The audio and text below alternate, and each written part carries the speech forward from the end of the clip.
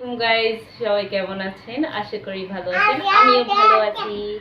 আজকে চলে আসলাম আপনাদের জন্য নতুন আরেকটি ব্লগ নিয়ে। আজকে হচ্ছে জুমাবার শুক্রবার। আজকে আমাদের অনেক দিনের ইচ্ছা ছিল মহসিন আউলিয়া যাওয়ার। তো আজকে আমরা সহি সালামতে চলে যাচ্ছি। মহসিন আউলিয়া যাতে সহি সালামতে পৌঁছাতে পারি সেই দোয়াটা করবেন অবশ্যই। তো চলুন দেখিনি কখন কোথায় কিভাবে যাচ্ছি। তো সম্পূর্ণ ব্লগটা আপনাদের জন্য শেয়ার করলাম আমি। এখন আমি রেডি হয়ে গেছি অলরেডি। এখন সকাল 10:30 বাজতেছে। যেহেতু লং জার্নিতে যাব তাই আমি বোরকা পরে নিয়েছি। তো চলুন। তো এখন আমরা বাসায় তালা লাগিয়ে দিয়েছি। এখন আমরা চলে যাচ্ছি। তো সবাই দোয়া করবেন যাতে সুন্দরভাবে পৌঁছাতে পারি। সকালবেলা আজকে অনেক রোদ উঠেছে, এমনি এতদিন বৃষ্টি ছিল। হ্যাঁ মামা আসতেছি, যাও। নুরাজ এখন চলে যাচ্ছে। Bye bye Nuraj. মামাকে নিয়ে যাবে?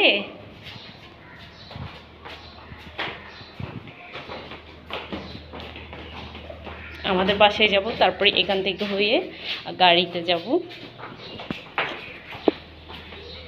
তো এখন অলরেডি চলে যাচ্ছে।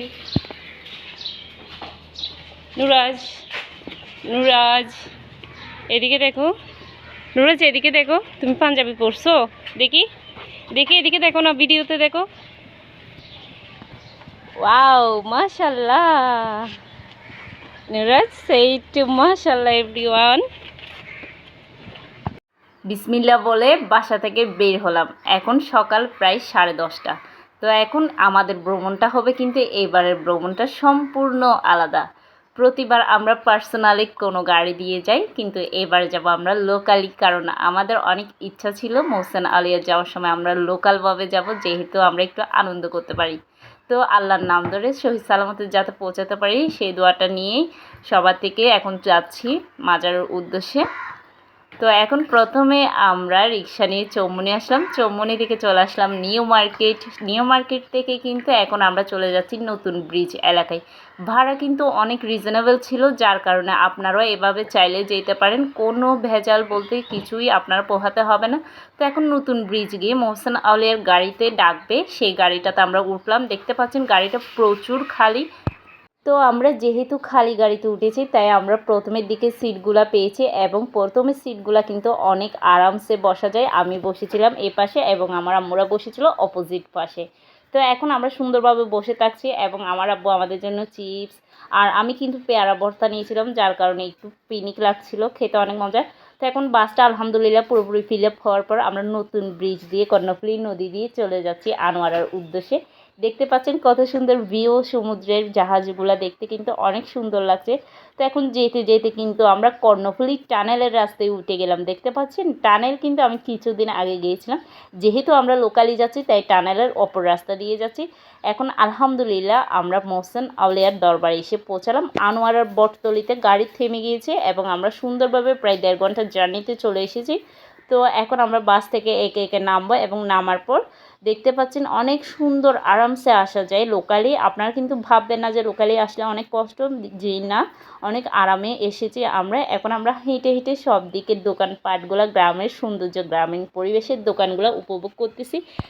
তার মধ্যে কিন্তু আমাদের প্রচুর খিদা লেগে গিয়েছে, তাই আমার আব্বুকে বলেছিলাম। আমার আব্বু যেই বলা সেই সাথে সাথে নাস্তার দোকানে নিয়ে গেল, এবং মাঝারে ঢোকার আগে আমরা একটু নাস্তা কিনে নিলাম। তো এখানে ছিল চিকেন স্যান্ডউইচ, সমুচা, সিঙ্গারা। তো আমার বাচ্চাও স্যান্ডউইচ খেয়েছে আর আমরা চিকেন সমুচা এগুলো সবাই মিলে খেলাম। এখন দেখতে পাচ্ছেন মাজারের মেইন গেটটা। সুন্দরভাবে মেইন গেটে দিয়ে না যেয়ে আমরা কি করেছি, শর্টকাটের জন্য পিছনের দিক দিয়ে ঢুকে যাচ্ছি। দেখতে পাচ্ছেন পিছনের পার্টটা কিন্তু অনেক বড় মাজার এরিয়া। আলহামদুলিল্লাহ অনেক সুন্দর লাগতেছে মাজারটা, যেহেতু নতুনভাবে রিপেয়ার করা হয়েছে গত কিছু বছর আগে। তো এই জন্য আলহামদুলিল্লাহ অনেক সুন্দর লাগতেছে মাজার পরিবেশ। দেখতে পাচ্ছেন গাড়ি আর গাড়ি, বিভিন্ন দূর দূরান্ত থেকে নানান জায়গা থেকে মানুষ আছে জিয়ারতের উদ্দেশ্যে, এবং আসার পর জিয়ারত করে আবার চলে যায়। আমি কিন্তু টিকটকে আমার ভিডিওতে দিয়েছিলাম আমি নতুন ব্রিজ দিয়ে এখন আনোয়ারা বটতলিতে যাচ্ছি, তাই আপনারা অনেকে আমার এই ব্লগটা দেখতে চেয়েছেন, তো আমিও দিয়ে দিলাম।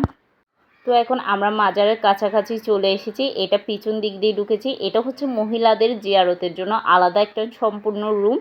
এক পাশে মহিলারা আর অন্য পাশের স্পেসে পুরুষদের জন্য আলাদাভাবে স্পেস করা হয়েছে, তাই অনেক ইজিলি আপনারা আসলে সুন্দরভাবে জিয়ারত করে যেতে পারবেন। এখন নিয়ে যাব আপনাদেরকে যে পাথরে করে মোহসেন আউলিয়া বাংলাদেশে আগমন করেছিলেন সেই পাথরটা দেখেন। আলহামদুলিল্লাহ মাশাল্লাহ, এই পাথরটা দেখে সত্যি মন অনেক শান্তি হয়ে গিয়েছিলো। এই একটা পাথরে করে ভেসে মোহসেন আউলিয়া আমাদের বাংলাদেশ চট্টগ্রামে আগমন করেছেন। তার রওজা মোবারক দেখতে পাচ্ছেন। ওনার রেখে যাওয়া নিদর্শন আমরা নিজ চোখে দেখতে পাচ্ছি। এটা চেয়ে বড় আর কি হতে পারে, যেটাতে করে উনি বেশি এসেছিলেন আমাদের এই চাটগাঁ শহরে। তাই নিজেকে অনেক গর্বিত মনে হয় এই জীবনে এত কিছু দেখে। চলুন দেখিয়ে নিয়ে আপনাদেরকে আরেকটি পর্ব। দেখতে পাচ্ছেন এই রওজাটার পুরো উপরেই যে টিনের মতো দেখতে পাচ্ছেন সনের ছানি, এটাকে আমাদের চিটাগংয়ের ভাষায় বলা হয়। এটা কিন্তু তার নিজের নিদর্শন একটা। তিনি কিন্তু এরকম সনের ছানি দেওয়া ঘরগুলোতে থাকতে পছন্দ করতেন। তাই তার নিদর্শনটা ধরে রাখার জন্য সম্পূর্ণ মাজার রিপেয়ার করার পরেও ওইটা উপরে দেওয়া হলো, সবার উপরে। কারণ এটার মধ্যে একটা রহস্য রয়েছে বলে জানা যায়। তো এখন আমরা সবাই একসাথে বসে মাজার জিয়ারত করার পর সবাই বসে খাবারের জন্য রেডি হচ্ছি। আমরা যাওয়ার সময় বিরিয়ানি রান্না করে নিয়ে গিয়েছিল আমার আম্মু। তো সবাই এখন দেখতে পাচ্ছেন প্যাকেট করা অবস্থায় সবাই একে একে বসে গোল করে সবাই খাচ্ছে। যারা ফ্যামিলিভাবে যায় তারা এভাবেই করে, যাদের ভালো লাগবে অবশ্যই হোটেলে খেতে পারবেন, কিন্তু হোটেলে নিতান্ত একটু পণ্যের দাম থাকে। তাই আপনারা চাইলে বাসা থেকে রেডি করে নিয়ে যাবেন এবং অনেক ইজিলি আরামসে খেয়ে আসতে পারবেন। আমরা মাজারের সামনেই যেখানে মেহমানখানা আছে সেখানে বসে সুন্দরভাবে ভাত খেয়ে নিয়েছি এবং অনেক সুন্দরভাবে ভাত খাওয়ার পর বাকিগুলো যেগুলো বেঁচে গিয়েছিলো এখানে ভক্তদেরকে দিয়ে দেওয়া হয়েছে। তো আমরা এখন সবাই মিলে পানি নিয়ে মানে কাড়াকাড়ি চলছে। পানিগুলো বোতলে ফিল্টার ছিল, ওখানে বোতল করে নিয়ে এখন আমরা চলে যাচ্ছি মাজার থেকে বিদায় নিয়ে। চলে যাওয়ার সময় দেখতে পাচ্ছেন আমার বাচ্চাদের সবার কাপড় চেঞ্জ করা হয়েছে, তারা কিন্তু অনেক আনন্দ করেছিল। তো তাদের স্পেশাল একটা যেটা আছে গ্রামের দোকানগুলোতে বড়ের আচার, সেটা কিন্তু টাটকাই বানানো হয়েছে। দেখতে পাচ্ছেন মেপে গ্রাম 80 টাকা করে দেওয়া হয় 100 গ্রাম। তো আমার আব্বু প্রায় 100 গ্রাম নিয়েছিল আমাদের সবার জন্য। তো এখন আমরা এগুলো নেওয়ার পর হেঁটে হেঁটে আবার বটতলে যাব এবং কিন্তু পাশাপাশি তাদের গ্রামীণ গ্রামগুলো আমরা ঘুরে দেখব এবং তাদের দোকানপাটগুলোর সাথে আমরা এনজয় করতেছি। দেখতে পাচ্ছেন ছোট ছোট কতগুলো গাব বলা হয় বলে এদের। তো এইগুলো দেখতে অনেক সুস্বাদু এবং অনেক মজা হয়ে। দেখতে পাচ্ছেন আম্মু বের হয়েছে গ্রামীণ ফ্রুটগুলো দেখলে অনেক সুন্দর লাগে। আর এদিকে আমার আম্মু তো আছে হাত পাকা দেখবে। তো হাত পাকাগুলো জোড়া বলেছিল 300 টাকা, তাই আমরা নিয়ে নেই, কিন্তু দেখতে অনেক ভালো লাগছিল তাই সুন্দরভাবে ভিডিও করে নিলাম। এখন দেখতে পাচ্ছি আমরা আস্তে আস্তে একটা বাস অলরেডি দাঁড়িয়ে আছে, এটা কিন্তু শেষ বাস ছিল এখানে। তো আমরাও উঠে গেছি, আমাদের ভাগ্যক্রমে আমরা আবার একটা লোকাল বাস পেয়ে গেছি এবং সুন্দরভাবে উঠে গেছি। জন প্রতি কিন্তু 45 টাকা ভাড়া ছিল টিকিট ভাড়া। এটা কিন্তু আমাদেরকে সোজা নতুন ব্রিজ নিয়ে গিয়ে নামিয়ে দেওয়া হবে। তার মধ্যে আবার একটু পিকনিক নেওয়ার জন্য আমার আব্বু আমাদের দিয়ে রং চা দিয়ে মুড়ি পাঠালো গ্রামের দোকান থেকে। তো আমরা সবাই খাচ্ছি এবং কিছুক্ষণ পরে বাস ছেড়ে দেবে। তো আমি কিন্তু সচরাচর রং চা খাই না, কিন্তু সেই দিন অনেক টেস্ট লেগেছিলো গ্রামের দোকানের রং চা। তো এখন আমরা ফাইনালি সম্পূর্ণ চলে যাচ্ছি মাজার থেকে বিদায় নিয়ে। তো আলহামদুলিল্লাহ আজকে অনেক সুন্দরভাবে আমরা ভ্রমণ করতে পেরেছি এবং অনেক সুন্দরভাবে আমরা মাজার থেকে ফিরতে পেরেছি, এটাই আমাদের জন্য অনেক। তো আমাদের মোহসেন আলিয়া ব্লগটা আজকে এতটুকুই, এই পর্যন্ত। তো এই বলে বিদায় নিচ্ছি সবার থেকে। সবাই দোয়া করবেন এবং নতুন আরেকটি ভিডিওর জন্য অপেক্ষা করবেন। আল্লাহ হাফেজ।